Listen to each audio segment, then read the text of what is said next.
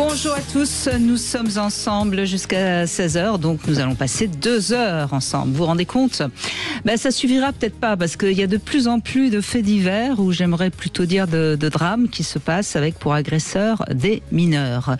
Alors certes, c'est pas un phénomène récent, mais il semble qu'il soit en nette augmentation. Alors qu'est-ce qui fait que des jeunes de moins de 15 ans, parfois, se comportent de cette manière ? Eh bien, c'est la question qu'on va se poser durant ces 2 heures, et c'est en compagnie de mon invité, Samuel Comblaise, qui travaille beaucoup sur ces questions, sur les ados, et notamment sur les questions de harcèlement. Enfin bref, on va parler de toutes ces sortes de violences.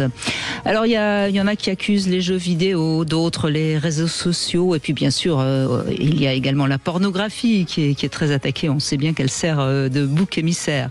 Mais est-ce que ce serait pas plus simple peut-être de parler de ce manque de repères, de cette éducation qui n'aura peut-être pas assez appris la frustration ? En tout cas, je vous invite à venir en parler avec nous et à poser toutes vos questions. Et pour ça, vous nous appelez au 0826 300 300. Bonjour Samuel Comblaise. Bonjour Brigitte. Alors, vaste sujet. Oui. On entend quand même beaucoup de choses. On entend évidemment des bêtises comme toujours. On entend des choses assez intéressantes et assez inquiétantes même, j'ai envie de dire. Oui, alors c'est vrai que pour préparer l'émission, je me suis dit il va falloir quand même que j'apporte quelques chiffres, parce que dire que ça augmente, il faudrait pouvoir préciser dans quelle proportion, depuis combien de temps, etc. Et j'ai bien été en peine de trouver des chiffres qui aillent dans le sens de ce que l'on ressent effectivement, et j'en fais partie de celles et ceux qui ressentent une augmentation de la violence des jeunes. C'est vrai que les chiffres, ils nous contredisent un petit peu. On entend parfois aussi dire, quand on dit que la violence des jeunes n'est pas pire qu'auparavant, dire oui, mais peut-être qu'il y a plus de laxisme aussi, et donc peut-être que ça explique aussi une raison de cette impression, que les choses diminuent, alors que peut-être c'est pas la réalité. Et c'est pas vrai non plus, parce qu'on est dans une période où quand même la législation est quand même assez stricte, où on voit que quand même quand il y a des affaires qui mettent en cause des mineurs, dans 90% des cas, il y a une réponse de la justice. Donc on peut pas vraiment dire non plus qu'il n'y ait pas de retour fait à la justice. Et puis même si on prend d'autres chiffres, les établissements pour mineurs sont seulement à 60% de leur capacité d'accueil fin 2023. C'est des chiffres que j'ai pu trouver. Alors on sait que les prisons pour les adultes sont surchargées. On sait qu'il y a 145% de surpopulation. Mais s'agissant des établissements pour mineurs, c'est pas la réalité des cas. Alors c'est vrai que quand on regarde les chiffres du ministère de la Justice ou ceux des études de victimisation, ou quand on écoute un petit peu, je dirais le commun des mortels parler, c'est vrai qu'on n'a pas forcément la même représentation, mais quand même, en toute objectivité, il faut reconnaître que les jeunes ne sont pas plus violents qu'auparavant. Par contre, et c'est là où je vous rejoins dans ce que vous disiez, c'est vrai qu'on en entend plus parler. C'est vrai que les médias, les réseaux sociaux sont des caisses de résonance quand même pour parler de ces faits divers. Il est vrai que quand il y a un fait qui met en cause un mineur, il peut être extrêmement violent, et peut-être beaucoup plus violent que par le passé. Et peut-être aussi que ça choque plus, et que donc on s'en souvient plus. Il me semble aussi que c'est ça qu'il faut dire à ceux qui nous écoutent. C'est vrai que quand on entend un gamin de 14 ans qui tue un camarade, ça choque plus que l'homicide, enfin des homicides qui sont tous les jours dans notre pays, d'adultes entre adultes. Exactement. Et c'est vrai que les choses sont présentées parfois d'une manière un peu scandaleuse. C'est vrai qu'on se révolte contre ces faits, et ça donne aussi l'occasion d'échanges, de débats politiques dont on a l'impression de jamais sortir, parce que une affaire en appelle une autre, et on a l'impression qu'on baigne systématiquement dans cette violence des mineurs. Donc c'est vrai que la médiatisation, la montée en puissance d'Internet et des réseaux sociaux participent quand même à cette impression. Et des chaînes d'infos aussi qui en boucle rappellent ces faits divers. Exactement. Il y a une chose dont on n'entend pas parler, et pourtant moi je me souviens, c'était en 2005 ou 2006 je crois, où j'avais eu une sociologue qui était venue, qui avait sorti un livre sur la violence des mineurs femmes, jeunes femmes. Et j'avais trouvé que les chiffres étaient assez inquiétants, et on avait en effet des jeunes femmes de 14, 15, 16 ans, en tout cas pas majeures, qui se mettaient en bande pour, par exemple, attaquer une vieille dame et rentrer chez elle et lui piquer son sac. Est-ce que ça, c'est toujours d'actualité? Parce qu'on n'en parle jamais. C'est vrai que quand j'ai regardé un petit peu les chiffres, il y a quand même des choses qui se dégagent. C'est-à-dire que, par exemple, les RICS, et parfois les filles font partie de ces RICS, sont sont en augmentation. Ça, c'est des chiffres aussi officiels que j'ai pu retrouver. Les violences sexuelles qui incriminent des mineurs sont aussi en augmentation.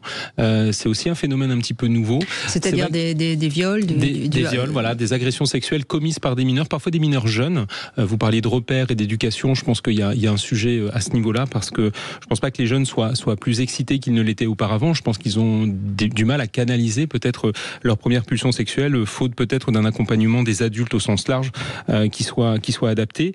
C'est vrai qu'on voit donc une augmentation aussi de la violence en ligne, qui à mon avis aussi a un impact après dans la vie hors ligne, parce que quand on s'autorise à dire des choses devant un écran, c'est vrai qu'on a du mal parfois à faire la part des choses entre ce qui est de l'ordre du numérique et ce qui ne l'est pas.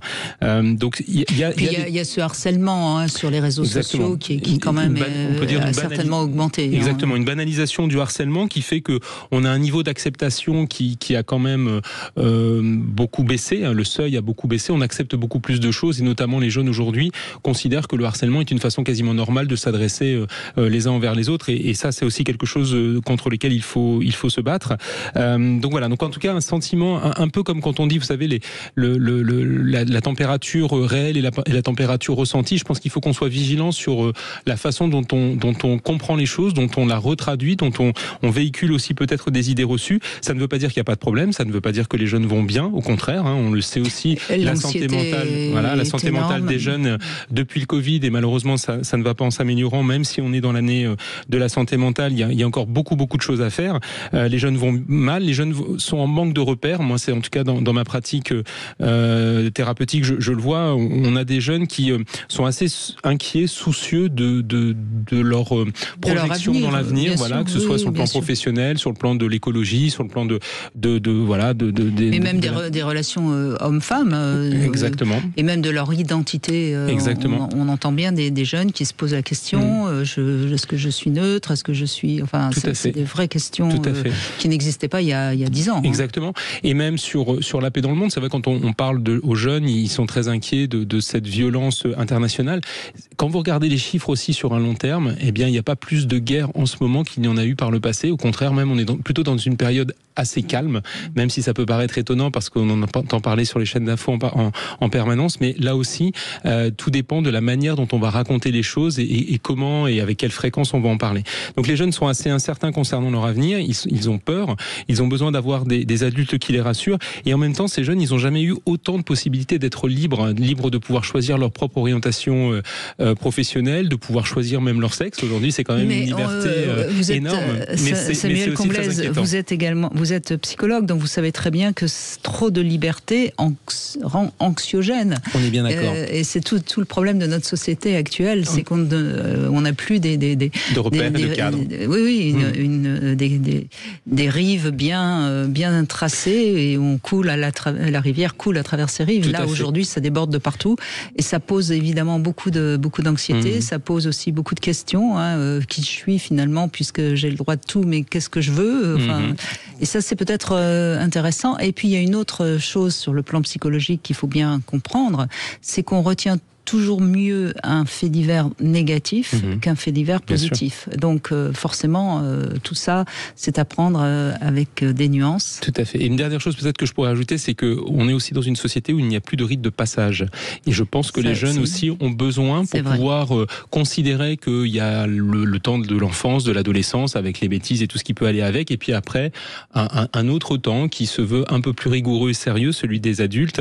Et c'est vrai qu'aujourd'hui, il n'y a plus de frontières, il n'y a plus de possibilités de se rendre compte qu'on est passé à un autre âge. J'entends beaucoup de jeunes qui regrettent qu'il n'y ait plus le service militaire, par exemple. Absolument. J'entends aussi dire dans certains milieux que tant qu'on n'est pas passé en prison, eh bien, on n'est pas vraiment un homme.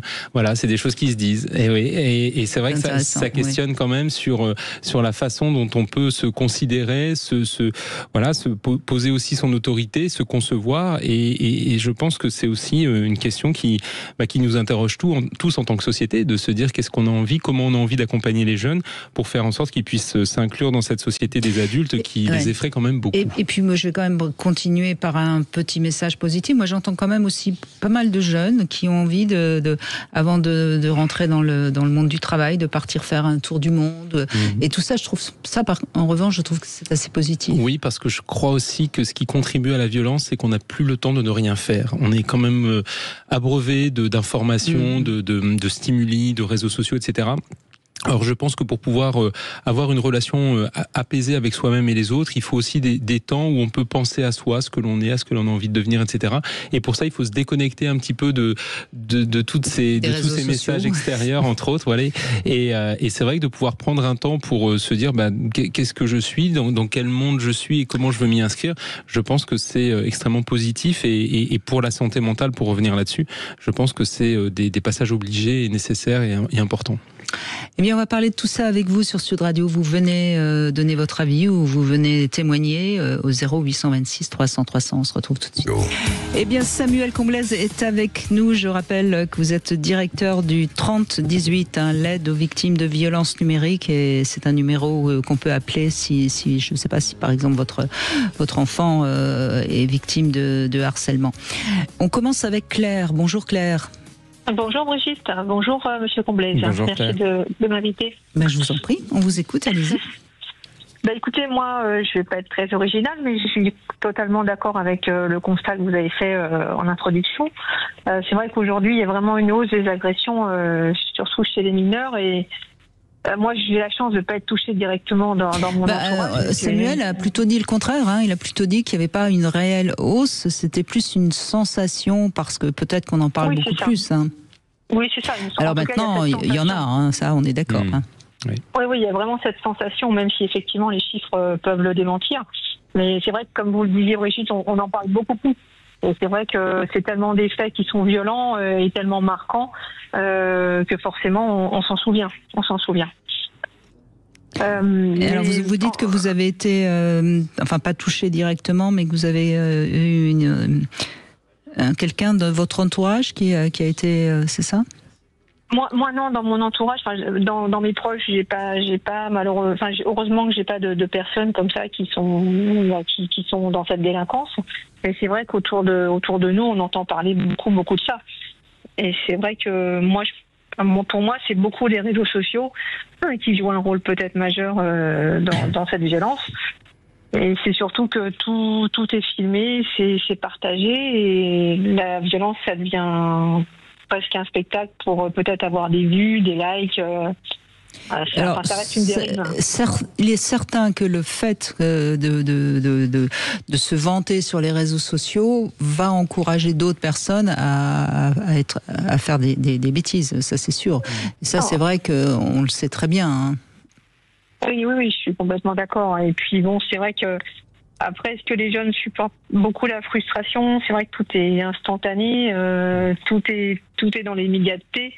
Donc, est-ce que ça aussi, ça joue pas une part d'énervement, de frustration ? Oui, je suis d'accord avec vous. C'est vrai que aujourd'hui, la violence, la colère, je dirais même, est quand même valorisée. On parle parfois de la gentillesse comme étant quelque chose d'assez agréable, et en même temps, quand on l'a dit, on se dit non, être gentil, c'est un peu se faire avoir. Et donc, c'est vrai, quand on regarde les émissions de télé-réalité où c'est systématiquement de la violence, des altercations, c'est vrai que ça renvoie aux jeunes l'idée que pour pouvoir se faire respecter, que pour pouvoir montrer que l'on a une certaine autorité sur un groupe, mais il faut être et je vous rejoins Claire, dans une forme de surréaction systématique, quoi qu'on vous dise. Et je pense que ça aussi, ça contribue à entretenir une manière de penser les choses qui est quand même sous l'angle de la violence. Je voulais vous demander si vous aviez des enfants.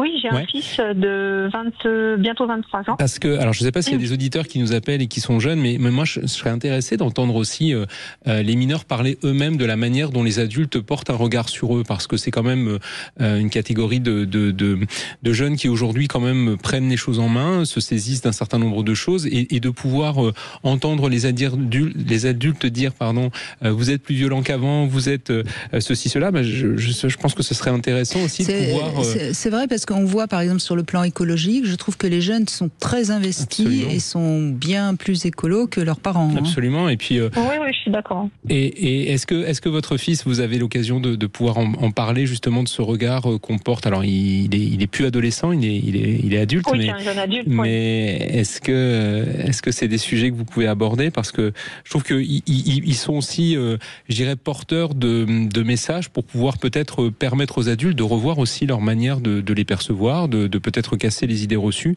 Parce que je pense que si on n'a pas une bonne image de ces adolescents, si on a une image erronée de ce qu'ils sont, de leur violence, etc., je pense qu'on n'est pas capable de dialoguer avec eux, on ne les reconnaît pas là où ils sont, et je pense que les réponses éducatives qu'on pourra leur apporter vont être aussi forcément à côté, parce que en fait on va pas parler des bons sujets, et je pense que c'est préjudiciable aussi pour accompagner celles et ceux qui sont violents, parce qu'il faut reconnaître qu'il y en a aussi qui le sont, et pour pouvoir permettre que ces jeunes soient accompagnés en lien direct avec l'ordonnance de 45, et de considérer que ce sont avant tout des mineurs et pas que des délinquants, c'est aussi des adultes en devenir.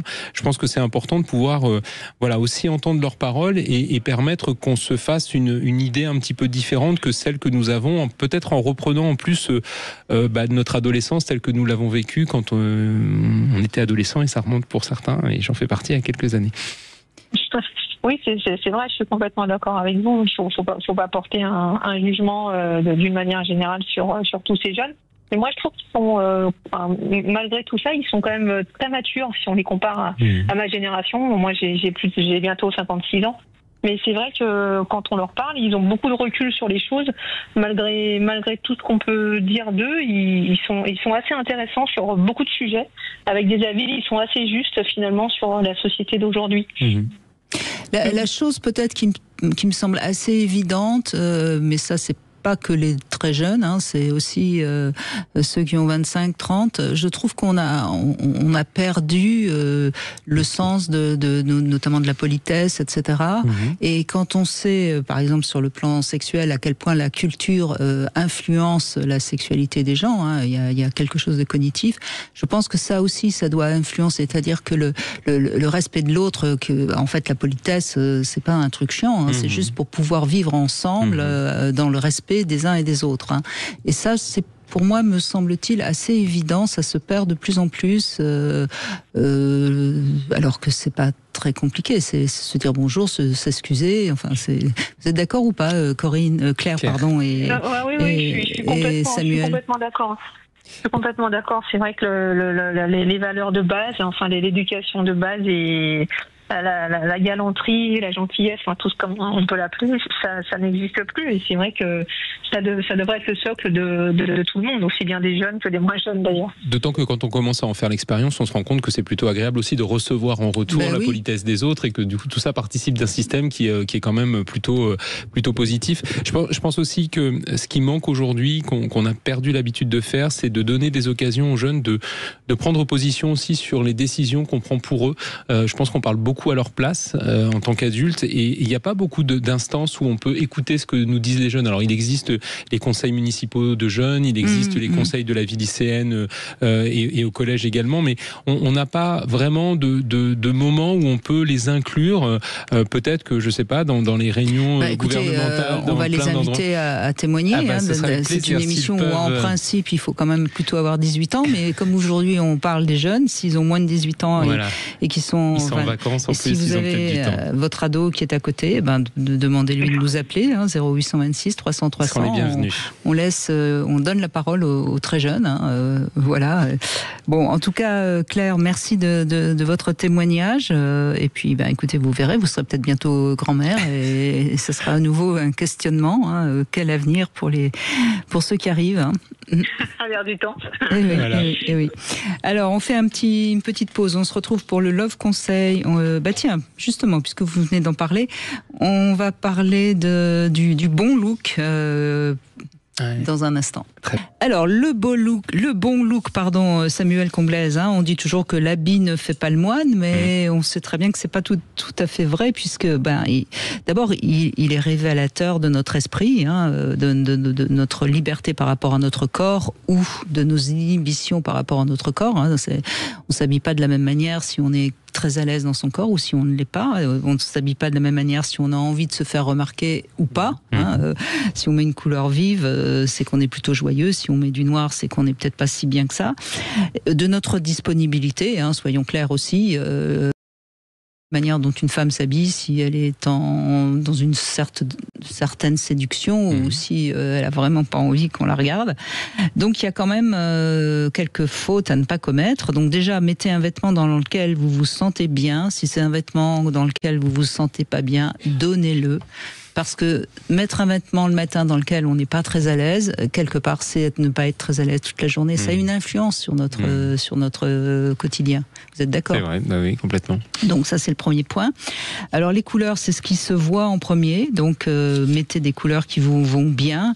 Alors c'est vrai qu'il y a des couleurs comme le rouge qu'il faut utiliser avec précision parce que c'est une couleur qui est quand même assez agressive. Alors après, on peut mettre du rouge, bien sûr, mais bon, le noir, c'est évidemment la couleur qu'on remarquera le moins, parce que c'est une couleur, c'est pas une couleur d'abord. Ensuite, le vert, c'est une couleur assez mal aimée. Voilà. Bon.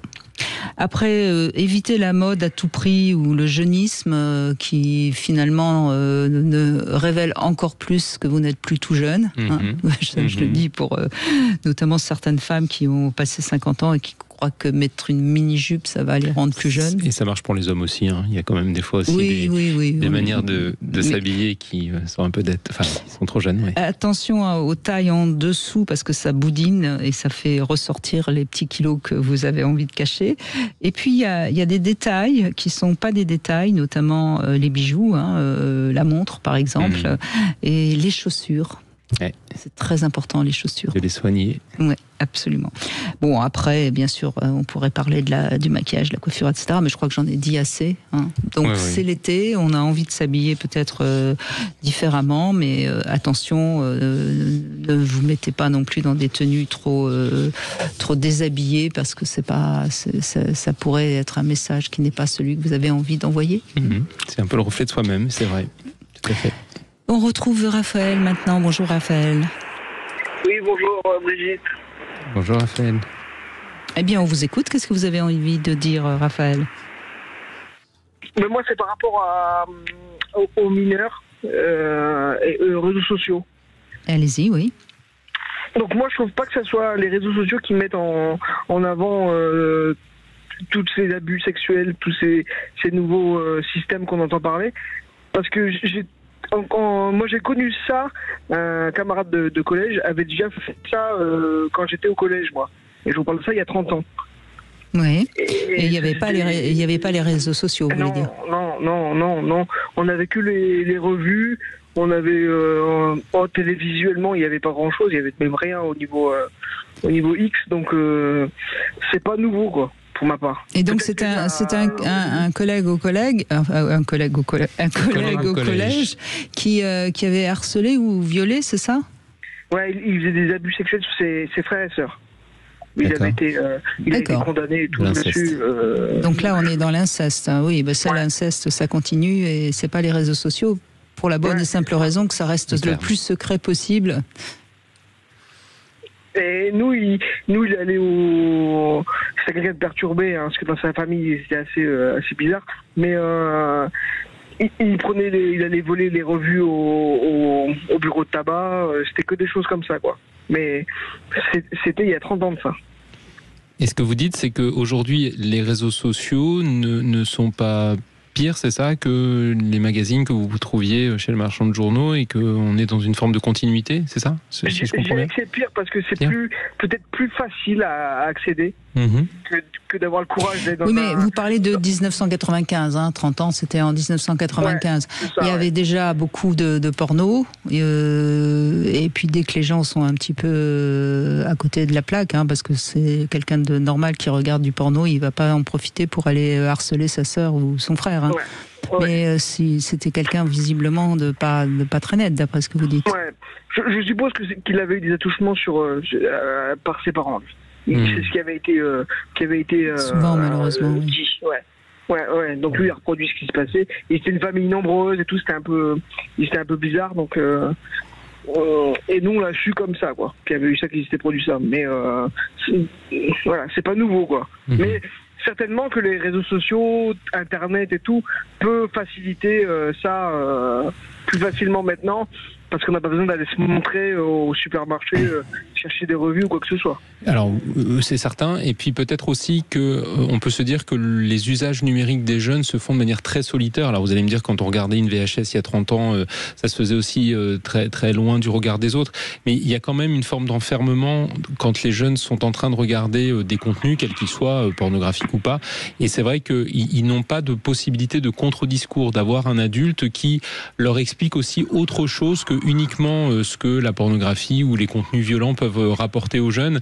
Et c'est peut-être, enfin moi je parle souvent de ça comme étant le principal risque. Bien sûr qu'il y a le temps d'écran, bien sûr qu'il y a la qualité des contenus qui va avoir une influence sur la manière dont les jeunes vont ressentir tout cela.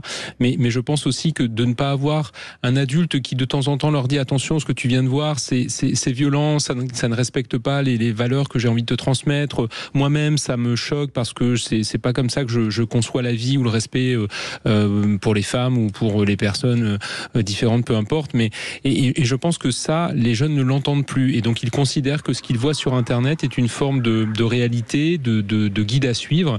Et c'est peut-être là où est le danger, parce que si on n'a qu'un seul discours, on ne peut pas se faire son propre esprit critique, et du coup on prend pour argent comptant tout ce que l'on voit, et c'est vrai qu'ils en voient beaucoup.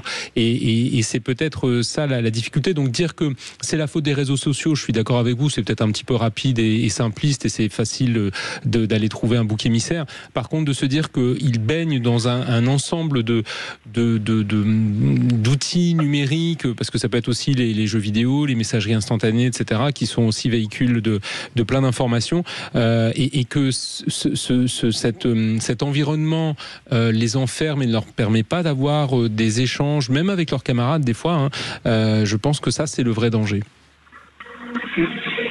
Oui, vous voulez réagir, Raphaël? Non? Oui. Il suffit de tomber sur quelqu'un d'un peu faible. Si quelqu'un cherche une proie, par exemple, et qu'il tombe sur une personne un peu faible, après, sur les réseaux sociaux, il peut en faire ce qu'il veut, quoi. C'est ça, c'est la problématique, quoi. Oui, mais enfin, il ne faut pas non plus penser que tout le monde est capable d'être violent, harceleur, etc. C'est quand même parce qu'on a de la violence en soi, et vous l'avez dit d'ailleurs, Raphaël, et souvent quand on est violent, c'est qu'on a soi-même subi de la violence. La violence, elle n'arrive pas comme ça par hasard chez certaines personnes. Donc c'est toujours pareil, c'est peut-être encore une fois essayer d'aider à ce qu'en amont, les enfants qui sont dans des familles maltraitantes soient protégés. Ce serait, enfin pour moi, c'est un peu ça le vrai nerf de la guerre. Pour moi, il est là. Hein. Je ne sais pas ce que vous en pensez, Samuel. Bah oui, bien sûr. Et on le sait, là, vous avez parfaitement raison. Il y a un taux de passage à l'acte, notamment pour les auteurs mineurs de violences sexuelles, très fort quand ils ont eux-mêmes été abusés. Et c'est vrai que quand on parle souvent d'auteurs, de mineurs auteurs de violences sexuelles, mais il faut avant tout les considérer comme des victimes. C'est des jeunes qui n'ont pas de repères, et comme vous l'avez très bien expliqué pour votre camarade, c'est une espèce de modèle qu'ils ont perçu et qu'ils reproduisent sans même le penser. Et quand il n'y a pas de pensée, quand il n'y a pas de possibilité de prendre du recul vis-à-vis de ce que l'on a subi, et qu'en plus ça a été traumatique, c'est vrai que le passage à l'acte il va se faire de manière assez violente et sans possibilité de recul. Donc il faut pouvoir les accompagner. Et on a aujourd'hui en France à peu près 15 000 jeunes auteurs de violences sexuelles chaque année, à peu près 15 000 situations, donc c'est pas rien.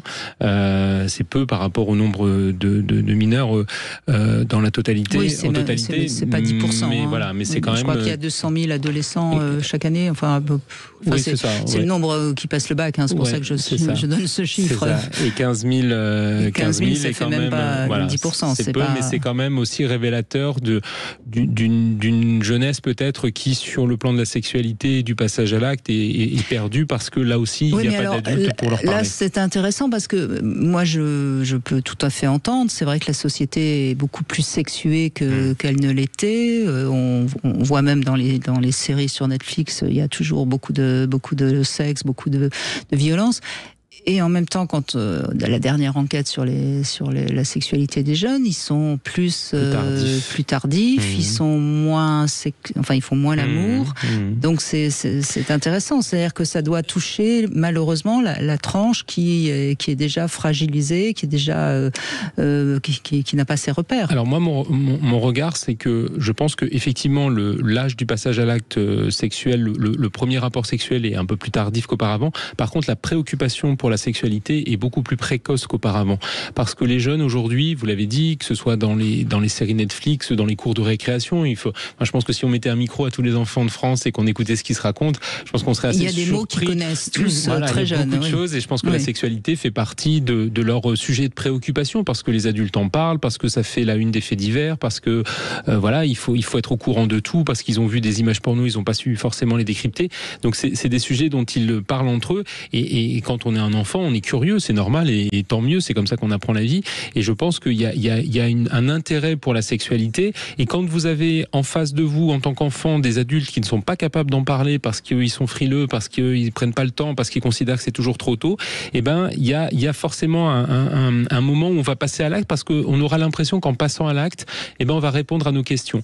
Et toutes les études nationales et internationales le montrent. Plus tôt on parle de sexualité à un enfant, plus tard aura lieu son premier rapport sexuel. Et je pense que c'est exactement ce qu'on est en train de se dire, c'est que si vous n'en parlez pas, il y a une forme d'attirance pour essayer de comprendre quel est ce truc-là dont les adultes parlent, dont ils nous disent jamais vraiment grand-chose. C'est d'ailleurs la sexualité une des premières choses qu'on ne va pas apprendre à un enfant. J'ai déjà eu l'occasion de le dire à votre micro, mais c'est vrai que quand on est petit, on va nous apprendre à manger correctement, à dire bonjour à la dame, à laisser sa place dans le bus pour revenir là-dessus, à écrire, à compter. Et puis quand il va s'agir de poser des questions sur la sexualité, tu verras quand tu seras on va nous dire tu sais pas. Mais il faut se rendre compte de la violence de cette réponse pour un enfant à qui on a toujours expliqué les choses, pour qui le parent a toujours été celui qui sait vers lequel on doit se tourner pour apprendre des choses. Et puis tout d'un coup, il y a une espèce d'omerta, de tabou. Mais comprenez que l'enfant, du coup, il se dit il y a un truc derrière. Faut que j'aille chercher tout seul. Exactement. Je vais aller chercher moi-même. Donc je vais aller voir les copains qui sont pas toujours les meilleurs conseillers. Et puis je vais aller sur la pornographie parce que c'est gratuit, facile d'accès. Et j'ai l'impression que c'est un peu la réalité de ce qui se passe au quotidien pour les adultes. Donc je pense qu'il y a vraiment un travail à faire. Il y a un nouveau programme qui va être lancé en septembre, le programme EVARS au sein des établissements scolaires. Alors c'est vrai qu'il y a pas mal de critiques vis-à-vis de ce programme, mais je pense qu'il faut quand même être un peu lucide et regarder les choses avec objectivité. C'est vrai que les jeunes, ils sont en demande de mieux comprendre, ils sont un peu perdus. La sexualité, tant mieux, ça fait partie de la vie, c'est du plaisir, etc. Mais je pense que c'est toujours un échec quand on sait qu'un enfant va entreprendre sa vie sexuelle au travers d'une agression ou avec des passages à l'acte qui peuvent être extrêmement douloureux ou inquiétants.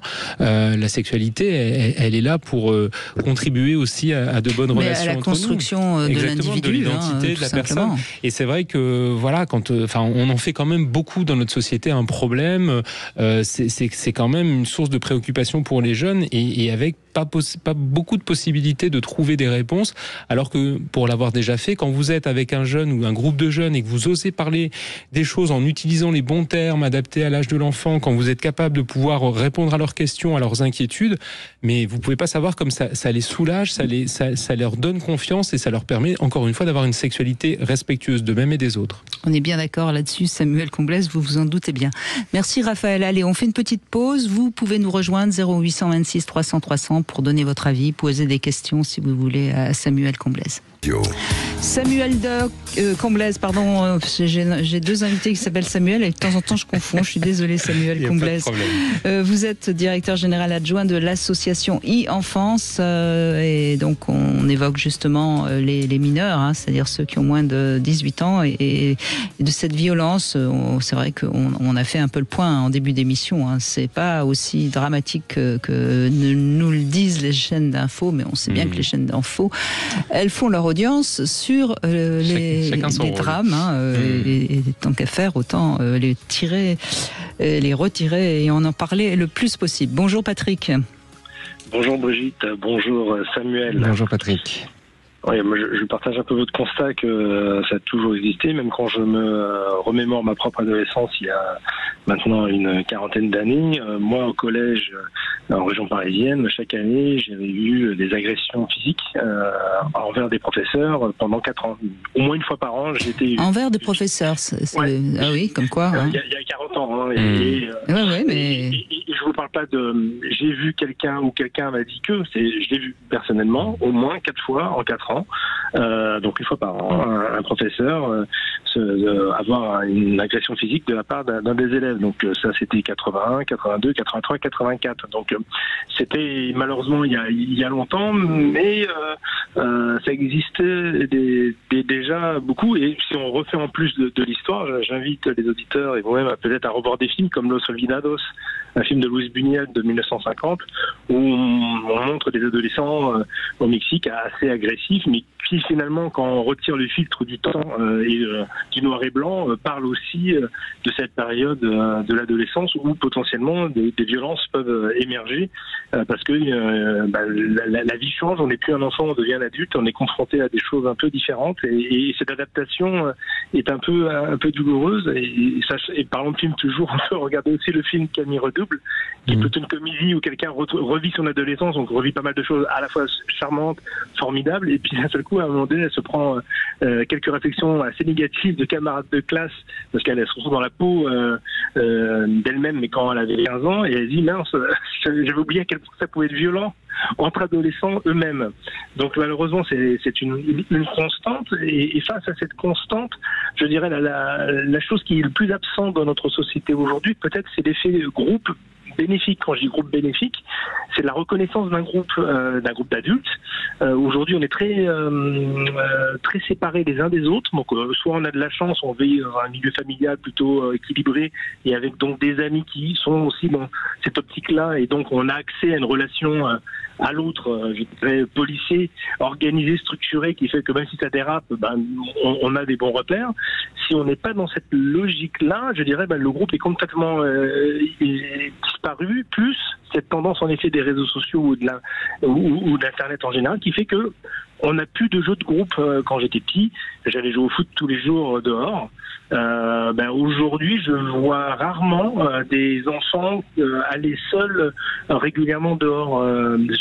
Souvent, il y a des adultes qui les accompagnent, le plus souvent même, mais il y a plus ce règne des enfants qui peuvent jouer dans des lieux en toute quiétude, mais vivre donc en groupe d'une manière assez positive.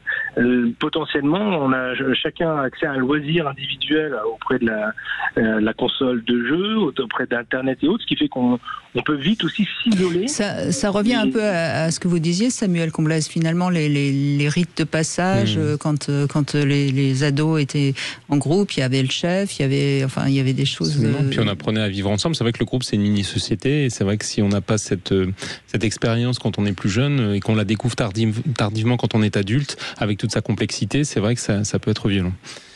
Et c'est pas lié qu'à la France ou que ça, parce que ma femme qui est d'origine étrangère, j'étais là où elle a vécu enfant, et ils avaient aussi une cour intérieure dans cet immeuble. Et aujourd'hui, les enfants ne jouent plus là, en fait. Chacun fait des activités en dehors ou chez lui.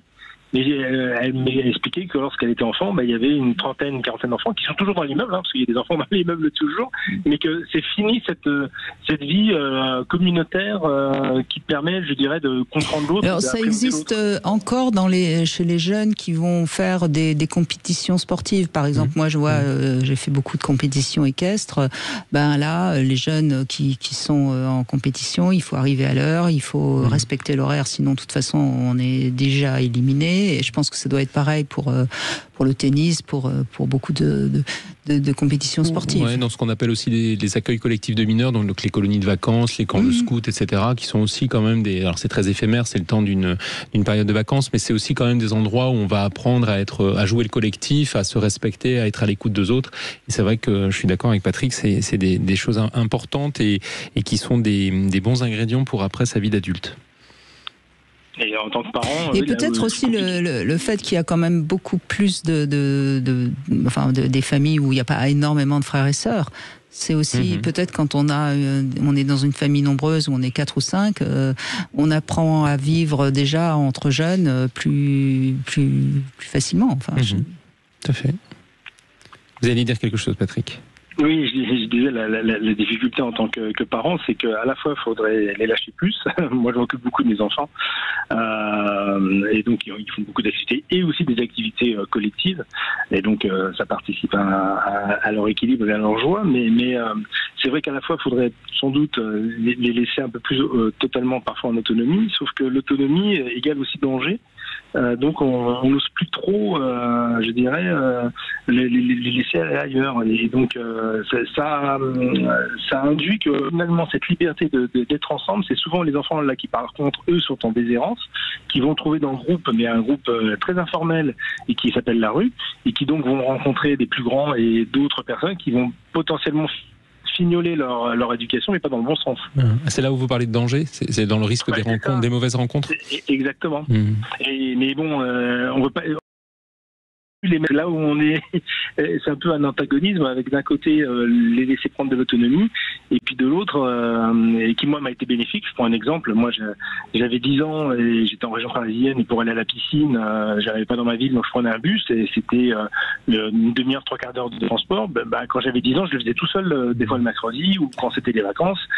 Aujourd'hui, j'imagine pas, mes enfants n'ont pas encore 10 ans là, mais quand ils auront 10 ans, je ne m'imagine pas leur faire prendre un bus tout seul et attendre leur retour le soir. Ouais. Et vous vous souvenez, quand vous aviez 10 ans, qui vous a expliqué comment prendre le bus en toute sécurité? Est-ce qu'on vous l'a expliqué ou vous êtes monté? Oui, c'était ma maman, je prenais avec elle aussi, etc. Donc je l'avais vu, j'avais déjà pris à plusieurs reprises.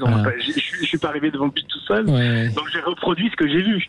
Mais bon, j'étais très content et très heureux et très fier à l'époque de cette liberté que j'avais de pouvoir aller à la piscine. Et c'est étonnant que, alors que j'ai vécu ça de manière positive, c'est vrai que moi, en tant que papa, je me projette mal à réitérer l'expérience sur mes propres enfants aujourd'hui. Oui, parce que vous pensez que les dangers sont plus importants qu'à votre époque, au même âge. Oui, alors est-ce que c'est vrai, est-ce que c'est faux? C'est la question, c'est intéressant. Je vais vous proposer de faire quelque chose, Patrick. Tout à l'heure, quand vous parliez des films, je trouvais ça très intéressant. Je vous invite, et peut-être les auditeurs qui nous écoutent aussi, à aller sur le site de l'INA.fr, donc l'Institut National de l'Audiovisuel, je crois que c'est ça le titre, et vous allez retrouver, c'est gratuit, vous allez retrouver le journal télévisé de votre enfance. Alors, je pense que vous êtes dans une catégorie d'âge où ça existait déjà, je vous sens pas très âgé. Voilà.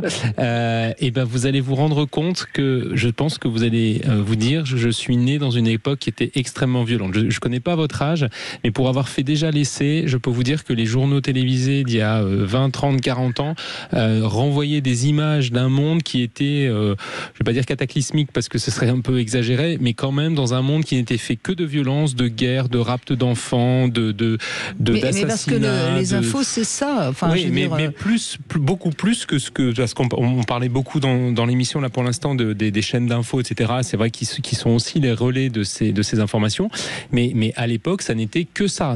Et puis c'était dans une dimension, dans un niveau de violence qui était beaucoup plus élevé que ce que l'on vit aujourd'hui. Et donc quand on a l'impression qu'avant c'était mieux, parce que c'est quand même une expression qu'on entend souvent, plongez-vous dans le journal télévisé de votre enfance. Alors, vous ne trouvez pas forcément le jour J, mais à 3-4 jours près, je pense que c'est toujours à peu près pareil. Et vous allez vous rendre compte qu'on est quand même, on est dans un monde qui s'est quand même considérablement amélioré. Et donc peut-être que ça relativisera l'inquiétude que vous avez aujourd'hui pour vos enfants et que vous vous diriez que c'est vous qui avez pris des risques plus que vos enfants n'en prendront. Mais la différence, Samuel, c'est que quand j'étais enfant, le journal, c'était une fois par jour, entre 20h et 20h30.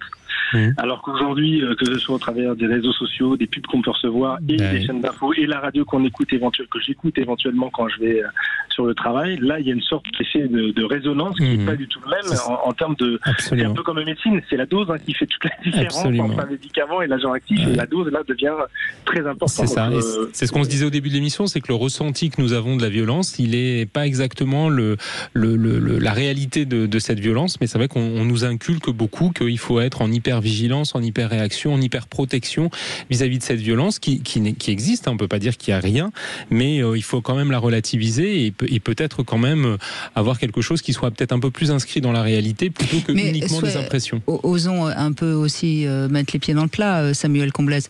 Il y a aussi ce qui se passe, notamment après, quand il y a eu la victoire du PSG. Bon, bien sûr, tout ça, la fête de la musique est quand même aussi... La fête de la musique, certainement le 14 juillet.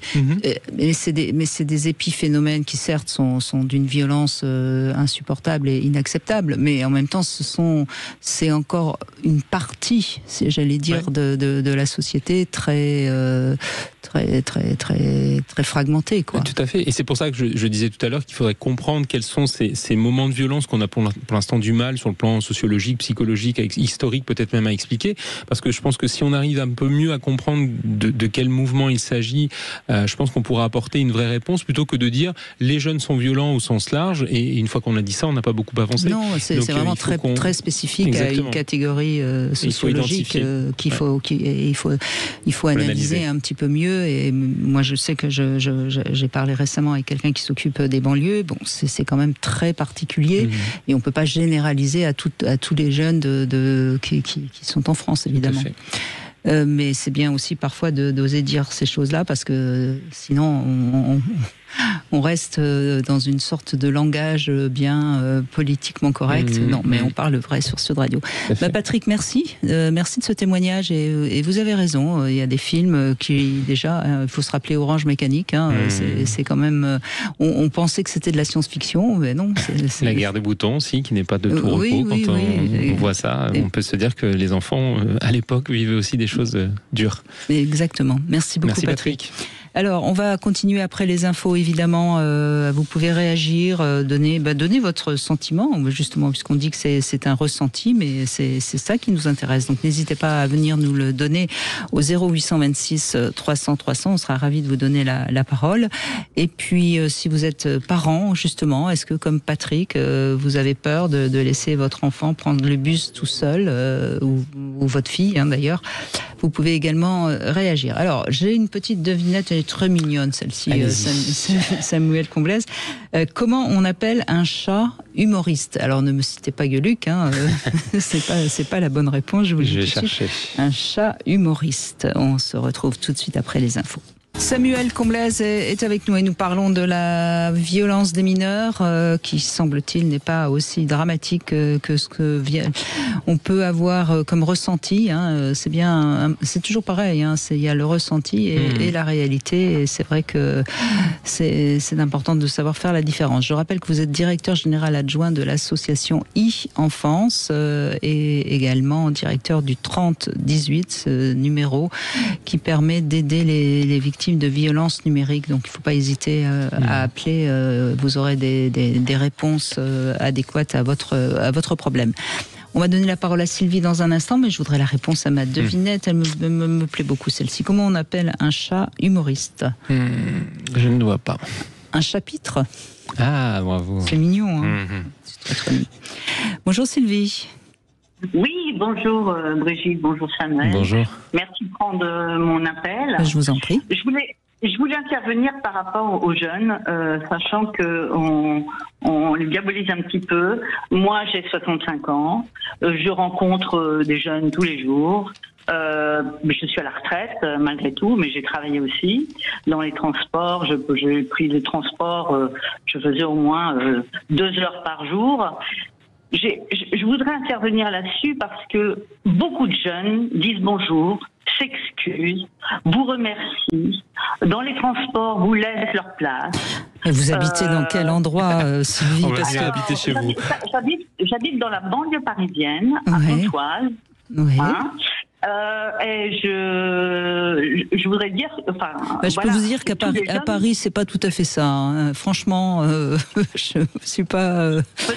Mais peut-être, mais je pense que aussi les adultes ont un travail à faire. Par rapport, parce que parfois moi je leur adresse la parole, je leur dis aussi bonjour. J'attends pas que ces jeunes me disent forcément bonjour. Parfois il y a un échange, voilà, je leur dis quelques mots, même dans un magasin ou n'importe. Mais franchement, parfois, on rencontre peut-être pas les mêmes jeunes, j'en sais rien. Mais c'est peut-être vous qui êtes plus aimable que moi, Sylvie. Écoutez, l'autre l'autre jour, j'ai plein d'exemples. L'autre jour, j'attendais un bus à un endroit qui n'était pas l'endroit où je devais attendre. Un jeune est arrivé vers moi et m'a dit où allez-vous? Et j'ai dit je suis un peu embêtée, je pense que j'ai dû me tromper. Et le jeune m'a dit mais madame, je crois que vous faites erreur, c'est plutôt là-bas. Vous voyez, enfin, j'ai rien demandé du tout, et c'est ce jeune qui est venu vers moi. Alors, j'ai pas d'aimant particulier, hein, je suis normale, je suis pas grabataire, j'ai pas de canne, j'ai pas de... Mais voilà, je peux vous donner des tas d'exemples. Et par rapport à la violence des jeunes, je peux vous dire aussi que quand j'étais gosse, à l'école, on voulait me casser la figure, des jeunes filles en groupe, parce que j'avais, je vous dis les choses telles qu'elles sont, j'étais très timide et j'étais... voilà, peut-être la personne un petit peu le bouc émissaire de l'école. Oui. Exactement. Et j'ai vu aussi des élèves insulter les profs. J'ai vu, enfin, voilà, de tout temps. Dans les balles en province, c'était comme ça. Il y avait le groupe de jeunes qui arrivaient sur leur moto, etc. C'était, quelquefois, c'était un peu violent. Je ne vais pas dire qu'aujourd'hui c'est pas pire parce qu'effectivement avec tout ce qui se passe, les voitures, etc. Mais est-ce qu'il n'y a pas plus de voitures qu'avant? Est-ce qu'il n'y a pas plus de... Et puis je voudrais aussi dire par rapport aux médias, les médias, quand vous regardez la télévision, qu'est-ce qu'on vous montre dans la publicité? C'est que des choses. Ce sont des voitures, ce sont des belles montres, ce sont des choses que tous ces jeunes ne peuvent pas s'offrir, pourront peut-être pas s'offrir. Ils sont obligés de travailler et parfois très, très dur, et ils pourront jamais s'offrir les choses qu'ils voient parfois à la télé. Et puis il y a des films extrêmement violents. On parle toujours de... Non mais là où vous avez raison, Sylvie, et ça c'est un problème... pas spécialement la France, hein. Je crois que c'est un problème de beaucoup de pays occidentaux. On est quand même dans une société de culture à la consommation qui nous pousse à travailler de plus pour dépenser plus, et qui est une sorte de course totalement ridicule et qui ne permet pas de donner du sens à son existence, de s'apaiser et de prendre le temps de vivre. Hein. Et puis on est aussi dans une société où on a une injonction à être heureux, une injonction au bonheur, et je pense que pour rejoindre un peu ce que vous dites Sylvie, quand on se regarde soi-même et quand on regarde ce que font les autres sur Internet, on a toujours l'impression que notre vie elle est pas intéressante et qu'on n'a pas la même chose que les autres. Et je pense que ça crée aussi de la frustration et de regarder systématiquement les réseaux sociaux avec l'idée que tout ce qui nous entoure n'est fait que de gens heureux. Je pense que ça contribue aussi à une forme de baisse de confiance en soi et du coup à une forme de rage, parce que du coup on a envie d'avoir la même chose que les autres et on a du mal à comprendre pourquoi nous on est différent des autres. Or je pense qu'il faut aussi, c'est pour ça que tout à l'heure on se disait, il faut aussi parfois s'ennuyer, parce que quand on s'ennuie, quand on ne fait rien, c'est aussi peut-être se repositionner sur ce que l'on est et peut-être avoir conscience des choses essentielles que l'on a. Mais on sait qu'on est une société assez narcissique aujourd'hui, hein, donc c'est si on veut avoir son blog ou si on veut aller sur Facebook, il faut se montrer sous son meilleur jour, on retouche ses photos, etc. Et c'est dommage parce que c'est... Allez-y Sylvie, je vous en prie. Qui sont là, en train de se prendre en photo, de remettre la mèche, etc. Mais je me dis, mais c'est pas possible. C'est pas possible. Ça, c'est pas possible. Ça, c'est pas possible. C'est pas possible. Et en même temps... C'est terrible. Et en même temps... Il y a des belles choses qu'on fait avec les réseaux sociaux, mais ça change complètement la donnée des choses. Ouais, et les jeunes ont besoin quand même de pouvoir le faire correctement, parce que ne pas exister numériquement pour un jeune, ça peut être quelque chose de très compliqué. Et c'est vrai que moi je porte un regard parfois avec, comment je dirais, pas de tristesse, mais quand même avec un peu d'émotion, de me dire mais qu'est-ce que ça peut être parfois compliqué pour les jeunes de vivre aujourd'hui, parce que évidemment ils doivent gérer leurs relations au groupe, etc. Et une fois que c'est fini à l'école, etc., il faut aussi continuer à entretenir son image sur les réseaux sociaux, à entretenir les commentaires qu'on fait de nous, à entretenir la manière de se positionner. Et c'est pas rien, c'est pas un petit travail. Quand on l'a à le faire déjà dans notre métier, c'est vrai que des fois on se dit mon Dieu, mais que de temps passé à rectifier les choses, à commenter, à liker, et eux ils le font tout le temps. Et dès qu'ils commencent un peu à relâcher, le risque c'est que ils perdent de la distance, qu'ils perdent de la notoriété au sein des autres, et c'est vrai que ça peut être compliqué. Donc il y a quand même cette presque ce piège, j'aurais envie de dire, d'être obligé de le faire, alors que parfois ils aimeraient peut-être couper un tout peu rêvasser tranquillement. Exactement. Sylvie, vous êtes grand-mère, j'imagine? Vous avez non, pas encore. Ah, vous n'avez pas d'enfant. C'est bien dommage parce que je pense que vous apprendriez à vos petits-enfants à prendre le temps de vivre. Oui, mais complètement. Je suis d'accord avec vous. Mais j'ai des nièces qui sont adorables. Ah bah donc je suis sûre que vous leur apprenez à profiter de la vie tranquillement. En tous les cas, merci pour votre émission. En tout cas, bravo parce que vous avez compris qu'il faut prendre les choses comme elles sont et puis voir le sourire plutôt que la grimace qu'on nous fait. Oui, puis je trouvais très intéressant et je vous rejoins sur l'idée d'être dans la réciprocité, c'est-à-dire que pour que les jeunes nous disent bonjour, il y a peut-être aussi des choses à changer dans nos réflexes et de pouvoir les appréhender aussi avec le même respect qu'on attend de leur part. Je pense que c'est important. Ça, en tout cas, moi, ce que j'ai remarqué pour avoir de temps en temps quelqu'un qui va vous savez, j'ai des chiens, donc forcément, parfois ça dérange. Et quand quelqu'un m'agresse un peu à cause d'un de mes chiens, chaque fois, je dis, écoutez, je suis vraiment désolée, excusez-moi, et ça calme tout de suite. C'est-à-dire que ça la gentillesse a du bon. Mais oui, bien sûr. Et puis, c'est plus que de la gentillesse, c'est d'accepter de se rabaisser par rapport à quelqu'un qui est agressif pour pas rentrer dans un conflit qui ne sert à rien de toute façon. Donc je pense que Sylvie, vous avez aussi certainement l'habitude d'être très aimable et c'est tout, c'est gagnant-gagnant. Voilà, oui, exactement. Merci beaucoup Sylvie. Merci. On fait une petite pause. Vous aussi, venez réagir 0826 300 300, n'hésitez pas. Samuel Comblaise est avec nous, directeur du 3018, cet appel d'aide aux victimes de violences numériques. Pauline, bonjour, merci de réagir. Merci beaucoup parce que je crois que vous travaillez dans les écoles, donc vous êtes sur le terrain. Oui, bonjour Brigitte, bonjour Samuel. Bonjour. Oui, en fait, alors c'est un sujet qui m'intéresse à deux titres, on va dire, parce que effectivement, je suis psychologue scolaire, donc j'entends régulièrement parler d'images. Alors c'est surtout des images donc de filles des nudes qui circulent entre les élèves. Avec toujours un peu le même processus. La fille veut faire plaisir au garçon, elle lui envoie une photo, et puis il demande un peu plus, etc. Et parfois, du coup, ça engendre du harcèlement au sein de l'école. Et puis bon, pour la jeune fille, c'est extrêmement violent parce que elle ose des fois ne plus revenir à l'école. Donc moi, ce que je constate, c'est que les équipes, nous les adultes, et moi aussi, compris, on est un petit peu largués. Parce qu'en fait, j'ai l'impression qu'on n'est pas assez au courant déjà de l'ensemble des réseaux sociaux qui existent.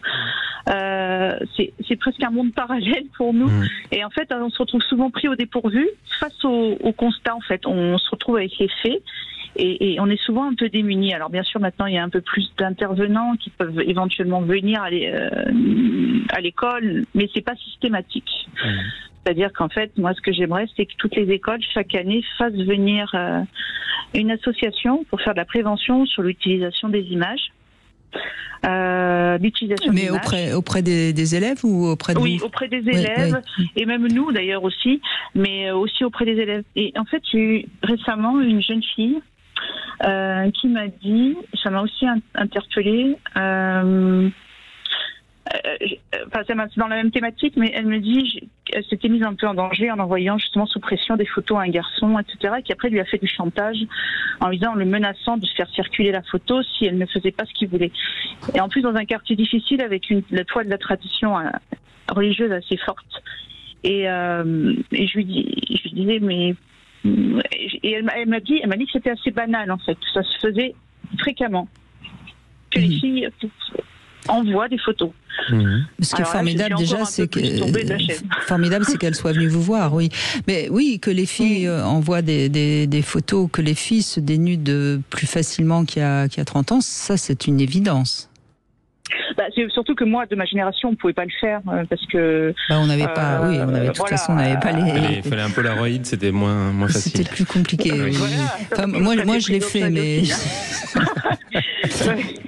Non, mais c'est vrai que ça, c'est quand même quelque chose et je suis pas sûre qu'il y ait beaucoup de parents qui préviennent leurs filles. Parce que Alors voilà. Normalement, un parent aujourd'hui, et c'est peut-être le message qu'on peut passer à tous les parents qui nous écoutent, un parent aujourd'hui devrait prévenir sa fille dès l'âge de 8 ans, je dirais, surtout si un garçon te demande d'envoyer une photo de toi nu, non, ta nudité, ça t'appartient, et je pense que ce serait déjà un petit premier conseil. Je suis d'accord avec ça. Après, je rejoins ce que dit Pauline, c'est vrai que les adultes au sens large, que ce soit les professionnels ou les parents, ne savent pas ce que font leurs enfants sur Internet, ne savent pas comment ils utilisent les jeux vidéo, qu'est-ce qui s'y passe, les messageries instantanées pareil. Et je pense que la première étape pour pouvoir accompagner un enfant dans la sphère numérique, c'est déjà de savoir un peu de quoi il retourne. Alors vous avez raison, c'est vrai qu'il y a des associations, et je peux en parler facilement, puisqu'à l'association e-enfance, on sensibilise 200 000 personnes chaque année sur l'ensemble du territoire, justement sur ces sujets autour des violences numériques et du harcèlement.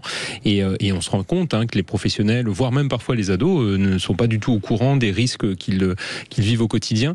Donc bien sûr que les associations peuvent vous aider. Cependant, moi je vous propose quelque chose d'encore plus simple, plus facile et rapide à mettre en place, c'est de vous tourner directement vers ceux qui ont l'information, à savoir les jeunes. Tout à l'heure, je disais qu'on n'a pas beaucoup d'occasion d'écouter les jeunes, à part dans les conseils municipaux d'enfants, etc. Et je pense que les jeunes ont beaucoup de choses à nous apprendre sur la façon dont ils utilisent Internet, et de vous présenter les choses telles qu'ils les vivent. En général, c'est extrêmement éclairant. Ça vous permet parfois de dédramatiser les choses, parce que tous ne font pas n'importe quoi, bien au contraire. Je trouve qu'il y a de plus en plus de maturité et de capacité à prendre du recul vis-à-vis de ces différents dangers. Donc je pense que ça, c'est important. Ça permet aussi aux jeunes d'entendre un adulte se positionner. Moi, par exemple, je suis très inquiet, je vais le dire comme ça, de voir que à aucun moment on demande aux jeunes d'expliquer la manière dont ils résolvent les problèmes sur Internet. C'est-à-dire que quand tu es face à telle situation, c'est quoi ton schéma de pensée? Comment tu vas vérifier, par exemple, que quand on te propose un nouvel ami sur ton réseau social, c'est quoi les critères que tu vas te donner pour accepter que cette personne, pour l'instant inconnue, va devenir un ami? On le fait dans la vie de tous les jours, c'est-à-dire que quand on est petit, on nous explique qu'il ne faut pas être copain avec tous les membres de la classe, parce que dans la classe, il y a des copains qui sont peut-être un peu moins bien fréquentables, que quand on est dans la rue, il ne faut pas accepter tout de n'importe quel inconnu. Tout ça, on nous l'a appris tous, je pense qu'on continue à le faire aujourd'hui. Ça, c'est hors ligne. Mais par contre, en ligne, on n'a jamais d'explication de la manière dont il faut réagir, dont il faut se questionner. Même les jeunes entre eux, je suis aussi surpris parfois de cela, c'est que ils expliquent ce qu'ils voient sur Internet, mais ils n'expliquent pas comment ils gèrent Internet. Et je pense que ça aussi, ça ferait partie de la prévention, que de leur dire mais comment vous faites face à ces différentes problématiques quand vous êtes face à une information, par exemple, comment vous la gérez, comment vous la traitez, comment vous vérifiez que ce soit une vraie information et pas une fake news. Et ça, on leur donne pas la possibilité d'échanger entre eux. Or, je pense qu'ils ont un savoir-faire qui s'est développé au fur et à mesure du temps. Ils y sont obligés de toute façon, puisque les adultes ne sont pas toujours au rendez-vous non plus de l'éducation aux outils numériques. Et je pense que de pouvoir les écouter, c'est déjà un premier pas, et c'est d'une richesse considérable.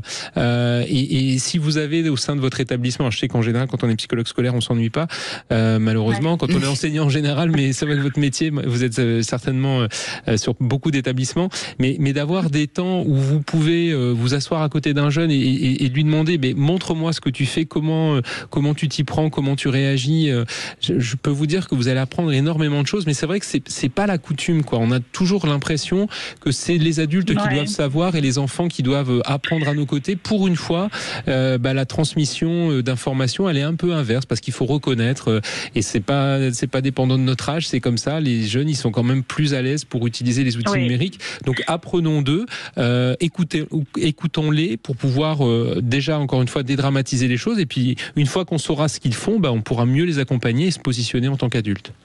Alors, ce serait intéressant peut-être de passer par des élèves ambassadeurs. Absolument. S'il y en a. Oui, tout à fait. Les référents harcèlement, etc., sont des jeunes en général impliqués. Que du harcèlement à l'école, en tant que tel, peut-être élargir, voir quel rôle il pourrait avoir. Encore faudrait-il qu'on ait des ambassadeurs dans chaque école, mais ça, c'est, on a du mal à bouger sur le harcèlement. Moi, j'entends encore. J'ai entendu il y a pas longtemps. Je pensais que ça n'existait plus. C'était une CPE qui m'a dit, en fait, ça se passe en dehors de l'école. Ah oui, Donc ben ça ne nous concerne pas. Et si ça concerne les élèves, ça concerne l'école. Oui, non, ça c'est pas une phrase à dire, c'est pas possible ça.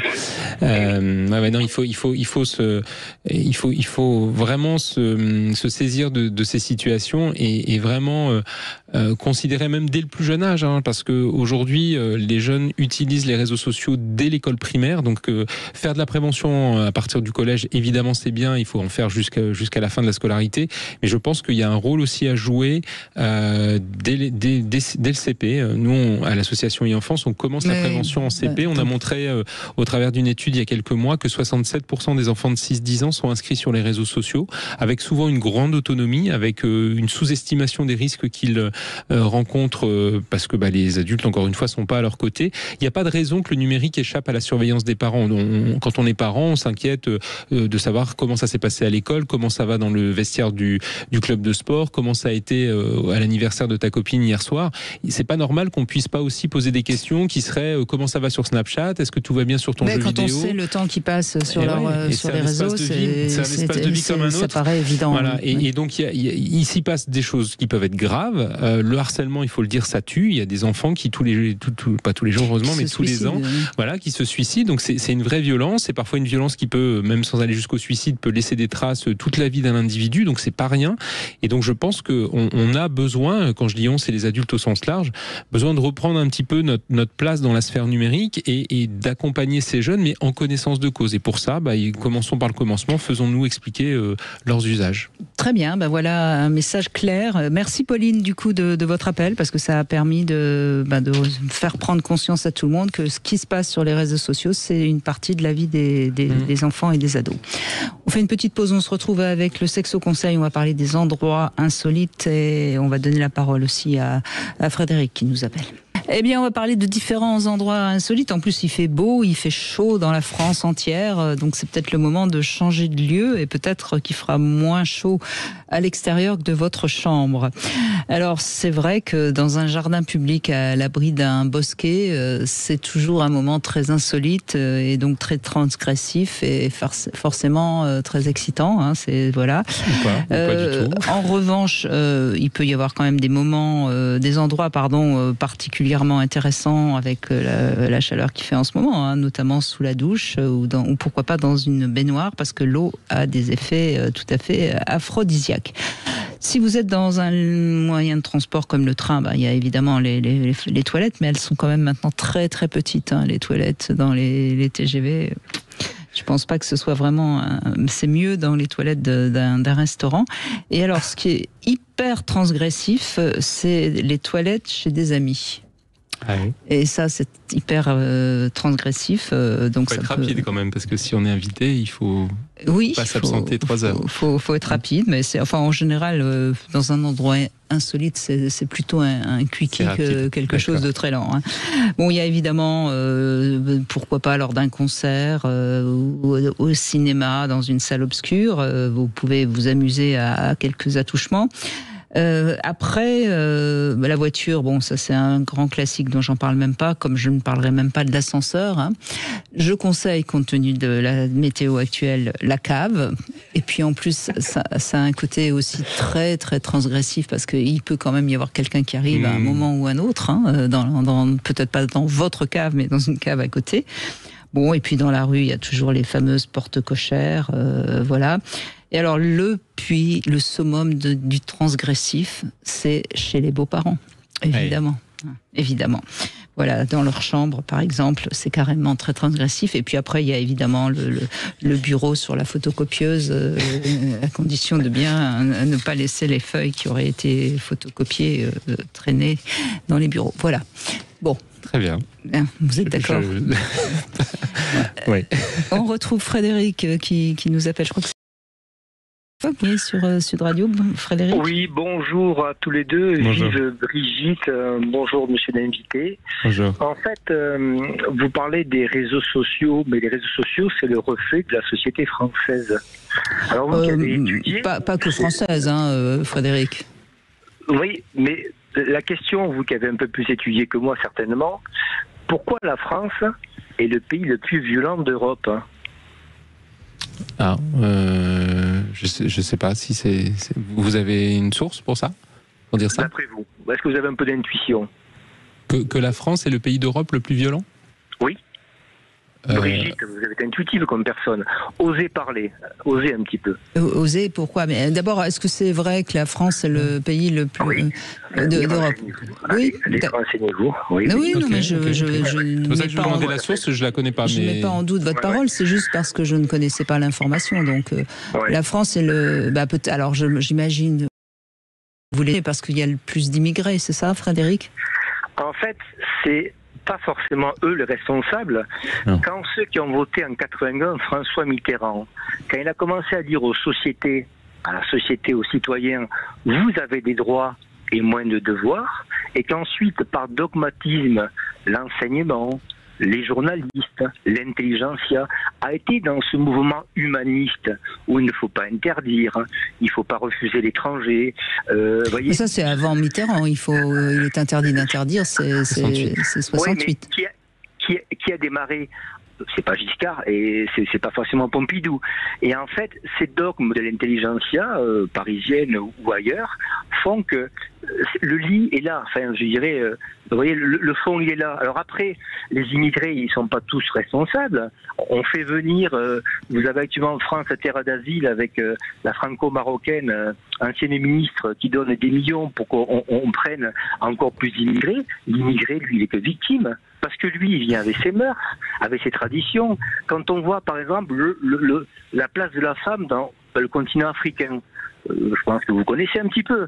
Donc quand on rapporte ça en France, il y a l'excision, il y a les femmes voilées, il y a la violence conjugale familiale. Après, il y a aussi une religion qui voile la femme.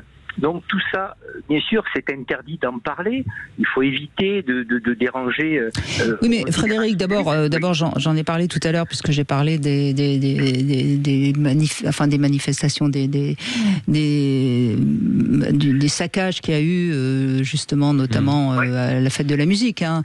Et on sait très bien que ces jeunes sont des personnes qui ont en effet n'ont pas de repères et que c'est là où il faut se poser les vraies questions et c'est ce que disait Samuel. Oui, mais alors allez-y. Brigitte, c'est pas qu'ils n'ont pas de repères, ils ont leurs repères qui ne correspondent pas à notre société. Vous voyez, non, je crois sincèrement, Frédéric, sincèrement, je crois que ces jeunes sont totalement sans repères. Non, ils ont souvent plus de pères. Non, sincèrement. Alors si, les repères qu'ils ont, c'est peut-être les caïds, mais c'est même pas sûr. Non, je crois encore une fois, je dis pas qu'il faut les excuser. Hein, on n'est pas là pour excuser ce qui s'est passé. Mais je pense, je sais pas ce que vous en pensez, Samuel Comblaise. Oui, moi j'étais assez d'accord sur ce qu'on disait tout à l'heure, c'est qu'ils n'ont pas les repères, en tout cas pour vivre dans la société dans laquelle on souhaiterait pouvoir tous vivre. Après, chacun a le droit d'avoir ses repères, mais tant qu'il les impose pas aux autres, je pense que c'est le minimum d'une vie en société dans un pays démocratique comme le nôtre. Oui, c'est pas les repères en tout cas de vivre ensemble, des valeurs de la République. Et c'est vrai que de penser égoïstement que mon désir doit s'imposer aux autres, c'est pas ça une vie en société. C'est vivre en société, c'est faire en sorte que chacun puisse jouir de sa liberté sans être empêché par le désir de l'autre. Donc c'est vrai que les images qu'on a pu voir ne reflétaient pas vraiment ça. Et puis après, on connaît les phénomènes de groupe. C'est vrai que c'est toujours compliqué parce qu'on va se faire emballer par un phénomène qui va nous dépasser. Quand on prend ces jeunes individuellement, je pense que c'est pas forcément des jeunes qui sont en soi malveillants, qui n'ont pas envie que les choses avancent dans le bon sens, mais ils sont pris dans un mouvement qui les dépasse, qui leur donne l'impression que c'est le mouvement à suivre, qui leur permet de penser à leur place, faute de peut-être réussir à se projeter dans un avenir qui les effraie et dans lequel ils n'arrivent pas à s'inscrire. Donc c'est là où nous on a peut-être besoin de leur dire que nos repères, que ceux qu'on aimerait partager avec eux sont pas si inquiétants que ça et que peut-être ils pourraient y trouver aussi quelque chose d'agréable ou en tout cas de pouvoir avancer dans la vie s'ils s'y intéressent un minimum. Oui, allez-y Frédéric. Samuel est très bavard. Pardon, je vous écoute. C'est un Oui, monsieur Roll, elles sont angéliques, elles n'arrivent pas à convaincre. Quand vous parlez, il y a un côté très light. En fait, ces personnes-là, ces populations, parce qu'il y a les jeunes et leurs parents, en fait, ne sont pas du tout intégrés. Et en fait, le problème, c'est quand les médias, les populations d'enseignants parlent de jeunes. Une question, monsieur Samuel. Les jeunes d'origine israélite, les jeunes d'origine bouddhiste, les jeunes d'origine chrétienne, est-ce que ces jeunes-là, d'après vous, c'est eux qui créent la violence sur les réseaux sociaux? Frédéric, je vais vous redonner la parole, mais ne généralisons pas. Hein. Je pense que dans les musulmans, il y a d'ailleurs des jeunes musulmans qui se sont sur les réseaux sociaux revendiqués comme étant totalement contre ce qui s'était passé lors de la fête de la musique. Et je pense que je n'ai pas parlé d'islam, je n'ai pas dit le mot. Moi, j'ai parlé de musulmans. Ah ben moi, j'en parle pas. Non, mais ce que je dis. Et voyez, il y a ça. Mais quand vous voyez, je ne sais pas si vous avez été en Afrique, quand vous voyez comment ces populations sont entre elles, entre voisins, entre villageois, entre tribus, avec leurs femmes de famille. Il faut être naïf pour penser qu'il y a possibilité avec des millions de... Non, c'est des gens qui ont leur conviction. Ils ont une conviction familiale.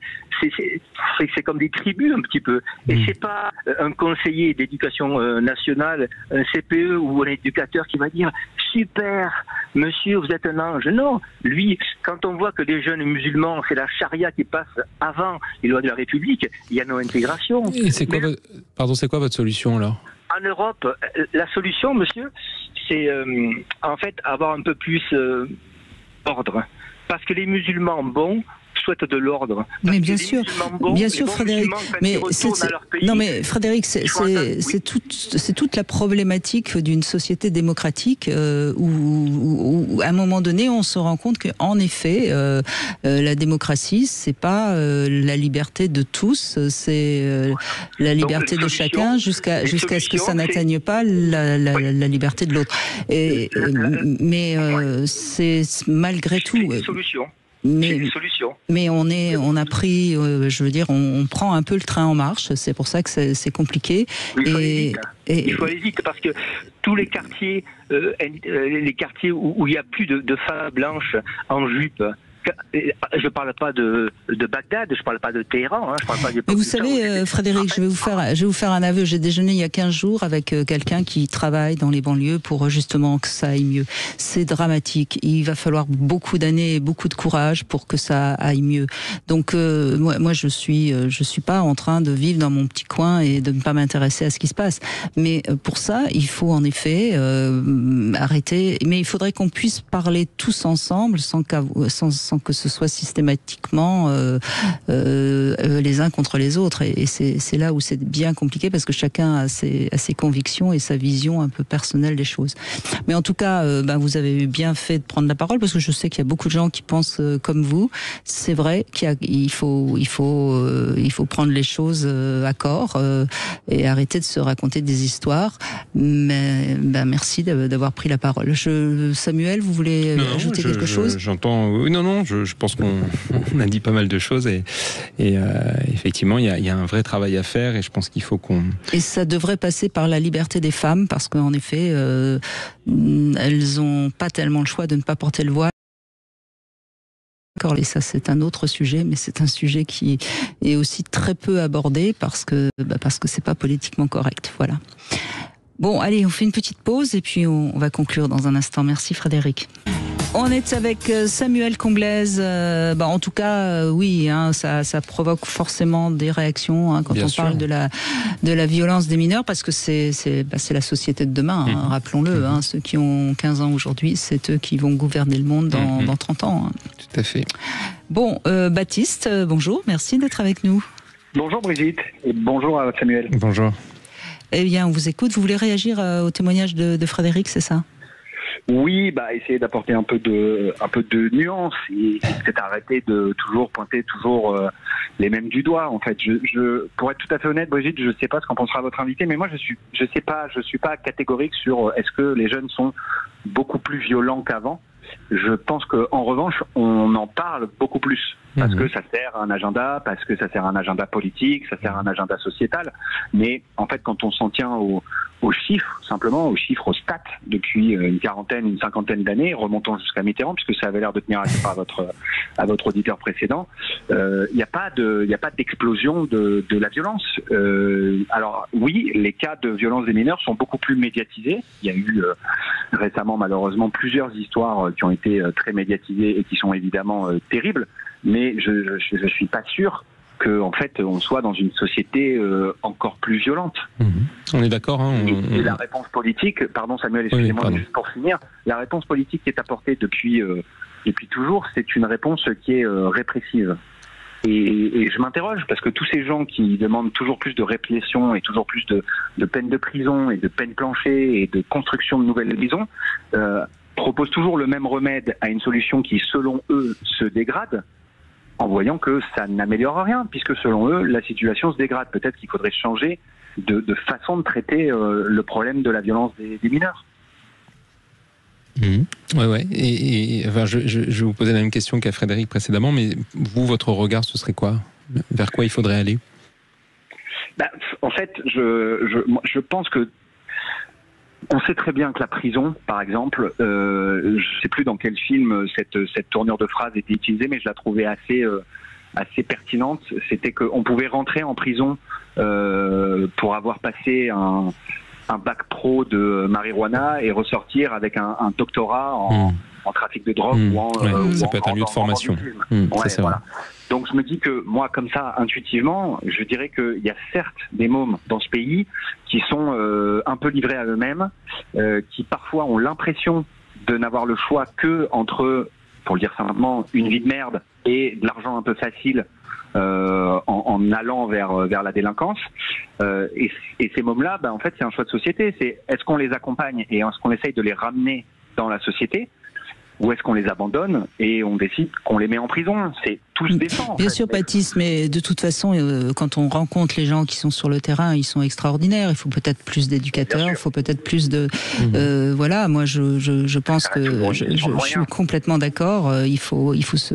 Alors, c'est pas forcément qu'une question de moyens, mais c'est vrai que... Parce que c'est pas non plus... en revanche, peut-être qu'une sanction un peu plus dure, sans parler de les mettre en prison, une sanction plus dure, du travail collectif ou des choses comme ça, pourrait certains les remettre dans le droit chemin. L'expérience a montré aussi, et toutes les statistiques vont quand même dans ce sens-là, que quand il y a un rappel à la loi, une admonestation dès les premiers délits, c'est extrêmement positif en termes de prise de conscience, et que souvent il n'y a pas de récidive.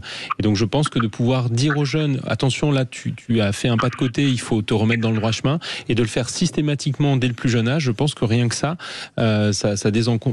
n'encombre pas les prisons, et ça permet quand même aux jeunes de se positionner, de comprendre que oui, on est en France et qu'il y a des lois qu'il faut respecter, et peut-être que d'avoir davantage de réponses de ce type pourrait déjà permettre de canaliser les premiers risques en fait des prises de risques des jeunes au tout début. Et puis on va parler vrai, puisqu'on est sur radio, quand on parle, et c'est ce que je fais avec des éducateurs ou des gens qui sont sur le terrain, ils le disent, il y a des endroits, ceux qui ont pu s'intégrer quittent ces endroits-là. Donc c'est des endroits où en effet, c'est ce qu'on appelle les fameux terrains perdus de la République. C'est des endroits où il y a que des personnes qui sont paumées, quoi. Alors qu'est-ce qu'on en fait, ces endroits-là? On fait quoi? On met autour du barbelé? Enfin, vous voyez, moi je sais pas, Baptiste. Je pense que c'est des vraies questions qu'on n'ose pas se poser. Mais je pense que vous êtes comme moi, démocrate, et on n'a pas du tout envie d'un régime totalitaire en France pour régler ces problèmes-là. Non, et on demande simplement que peut-être on essaye de... En fait, on ne peut pas régler les problèmes avec toujours les mêmes solutions. En fait, le tout répressif et le tout sanction, en fait, maintenant, on sait que ça ne marche pas. On voit que ça ne marche pas, puisque la situation se dégrade. Donc, est-ce qu'on n'oserait pas, est-ce qu'il ne faut pas un peu de courage politique pour tenter autre chose? Oui, mais alors quel courage politique? C'est pas être laxiste, parce que je suis assez d'accord avec ce que vous disiez, Brigitte, en fait. Je pense qu'effectivement, pour certains mineurs, il faut des sanctions. Simplement, je pense que la grille de sanctions actuelle qui existe, c'est-à-dire qu'en gros, à la fin, on finit par mettre en prison, elle n'est pas. Et on les met en prison quand déjà ils ont fait je ne sais combien et donc ils sont déjà un petit peu sur une pente descendante. Bien sûr, mais idéalement, il faut intervenir bien avant qu'il y ait 15 récidives. Oui, ça c'est sûr que il faut tout faire pour que ces moments-là n'échappent pas à la société, en fait. Voilà, parce qu'après, arrive un moment, effectivement, c'est trop tard et il n'y a plus vraiment de solution. Je suis tout à fait d'accord avec vous. Alors, moi, j'ai une solution qui vaut ce qu'elle vaut et puis qui, de toute façon, je n'ai aucunement l'intention d'aller faire de la politique. Je pense que c'est déjà, on s'intéressait à toutes les mères qui sont dans ces endroits-là et qui ont des gosses, mais qu'on s'y intéresse dès le début, c'est-à-dire quand elles mettent au monde des enfants. Peut-être que déjà on aurait un petit peu plus d'éducation qui correspondrait à ce qu'il faut. Je vais vous dire, Brigitte, il se trouve que moi, avec ma femme, on a eu un bébé il y a 6 mois. On est jeunes parents et on gagne très très noblement notre vie et très dignement notre vie. Et en fait, avoir des enfants, ça coûte cher. C'est un bouleversement, c'est compliqué. Et en fait, moi, je suis catastrophé de me dire que c'est dur pour moi, qui suis pourtant pas à plaindre. Absolument. J'ai fait des études, j'ai un travail, j'ai une situation stable, j'ai des parents, ma femme a des parents aussi, on a des frères et sœurs, tout va bien, on est bien accompagnés, on est bien soutenus. Et donc on va pouvoir faire notre maximum pour donner la meilleure éducation possible à notre fille. Mais je connais un peu la réalité de certaines familles, notamment dans les quartiers populaires et en zone rurale en France, puisqu'il n'y a pas que les quartiers populaires, il y a aussi les zones rurales en France. Et c'est dur. Et quand on voit des parents qui démissionnent un peu ou dont on a l'impression qu'ils démissionnent un peu, il faut jamais oublier de se dire que c'est très très dur comme situation et que elles sont un peu livrées à elles-mêmes. Et c'est quand même un peu une question de moyens, Brigitte. C'est-à-dire qu'en fait, quand la vie est difficile pour les parents, elle est forcément difficile aussi pour les enfants. Écoutez, non, mais pas du tout. Attendez, on est en direct. Et bien, c'est les aléas du direct. Et puis c'est bien aussi. Ça montre que Frédéric, que vous, que Pauline, que Sylvie, puisque toute la deuxième heure, on a eu des appels spontanés de gens qui avaient envie de témoigner de leur vécu et de leurs intuitions et de leur désir que ça aille mieux. Donc, on est, je sais pas, on est nombreux à avoir envie que ça aille mieux et on est nombreux à être prêts à donner à nos moyens. Avec nos moyens de l'aide pour que la France aille bien. Si vous prenez le temps de témoigner, Baptiste, c'est parce que vous avez envie que ça aille mieux, voilà. Non ? C'est terrible de voir tous ces faits divers, toutes ces histoires, parce que évidemment nos premières pensées vont toujours aux victimes de cette violence des mineurs. Mais moi je me mets à la place de certains parents qui découvrent peut-être du jour au lendemain que leur fils a commis un acte terrible et atroce. Il faut vivre aussi avec ça, après ça. Et on a oublié, excusez-moi je vous coupe Baptiste, mais c'est important, on a oublié de dire quelque chose d'essentiel. Il y a aussi la drogue. De plus en plus de jeunes commencent à prendre de la drogue alors que leur cerveau n'est même pas encore formé, parce que quand on prend de la drogue avant 25 ans, ça bousille un peu le cerveau. Et ça, c'est pas que dans les banlieues. Hein. Et ça rend la personne un petit peu moins. Et puis après, pour avoir sa drogue, peut-être qu'on se met à voler un petit peu. Enfin, c'est aussi un phénomène de société qui est pas nouveau, mais qui est récent. Hein. Drogue et alcool, oui. Tout à fait. Allez-y. Oui, c'est vrai. Bon. Eh ben, écoutez, on va continuer avec, je crois, Catherine qui voulait aussi réagir. Merci Baptiste, en tout cas, et bon courage en tant que jeune père. Bon courage. Catherine, bonjour. On vous laisse conclure. Bonjour Brigitte, bonjour Samuel. Bonjour. J'ai écouté votre émission vraiment attentivement parce qu'elle a suscité quand même beaucoup de réactions. Alors moi de mon côté, j'ai 62 ans, j'ai des enfants qui sont des adultes aujourd'hui. Moi je crois que la violence elle a toujours existé et comme le disais, je suis assez d'accord avec ce que vous avez dit là avec l'auditeur précédent, qu'elle est certainement beaucoup plus médiatisée aujourd'hui et qu'on en parle beaucoup plus. Moi cette violence je l'ai connue quand j'étais plus jeune. Je l'ai vu évoluer autour de moi. Moi, j'ai vécu en Algérie je suis née là-bas. J'ai vécu mes 12 premières années Et très sincèrement, alors